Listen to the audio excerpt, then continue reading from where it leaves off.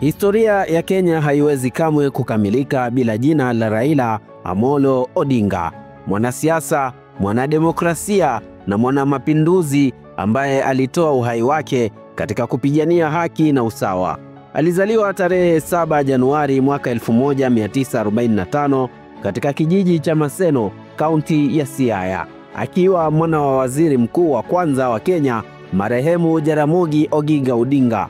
Kutoka katika familia ya kisiasa, Raila alirithi roho ya ujasiri na mapambano, roho iliyompeleka katika njia ya kupigania taifa lenye demokrasia ya kweli. Safari yake ya kisiasa ilianza miaka ya 70 akiwa mwalimu wa chuo kikuu, baadaye mfanyabiashara, kabla ya kuingia rasmi kwenye siasa kupitia chama cha KANU. Hata hivyo, tofauti na wengi, Raila hakukubaliana na mfumo wa udikteta uliokuwepo wakati huo.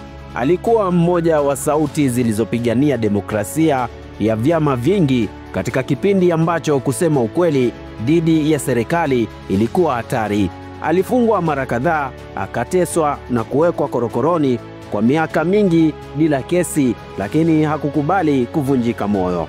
Wakati wa harakati za ukombozi wa pili wa kisiasa, Raila alijitokeza kama kiongozi jasiri aliyepigania mabadiliko kupitia juhudi zake na wenzake kama Kenneth Matiba, Charles Rubia na wengine. Mfumo wa vyama vingi ulirejea mwaka 1991.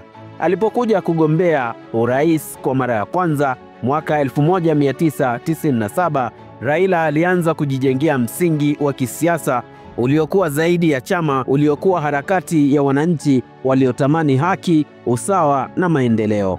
Katika kipindi cha zaidi ya miaka 30 ya siasa, Raila Odinga alipambana na mifumo ya ukandamizaji, udanganyifu wa uchaguzi na rushwa. Mara 4 alinyimwa ushindi katika uchaguzi wa uraisi, lakini kila mara alichagua amani badala ya ghasia. Aliheshimika kwa uwezo wake wa kuunganisha Wakenya bila kujali kabila, dini au hadhi. Ni yeye aliyekuwa injini ya mageuzi yaliyosababisha katiba mpya ya mwaka 2010 ambayo hadi leo imekuwa uti wa mgongo wa utawala wa kisheria nchini Kenya. Mbali na siasa, Raila alikuwa kiongozi mwenye maono makubwa kwa maendeleo ya taifa. Alipokuwa waziri mkuu katika serikali ya muungano mwaka 2008 hadi mwaka 2013, alisimamia miradi mikubwa ya miundombinu kama barabara, nishati na elimu. Alikuwa kiongozi aliyeamini katika usawa wa kijamii na kupambana na umaskini, akiweka mbele maslahi ya mwananchi wa kawaida.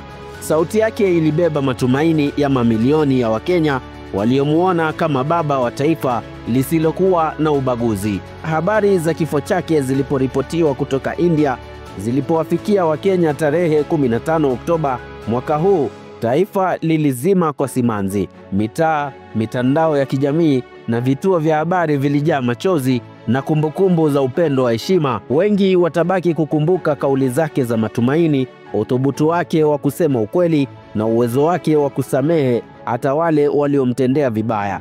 Kenya imejikuta ikilia kwa pamoja, taifa lililounganishwa kwa huzuni na upendo kwa mwanawe shupavu.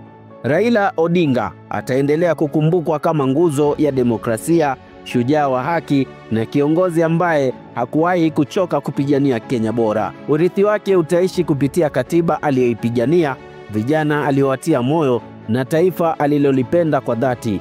Hata kama mwili wake umetoweka, jina lake litabaki milele katika kurasa za historia ya Afrika kama mfano wa ujasiri, uadilifu na mapambano yasiyo na mwisho kwa ajili ya watu wake.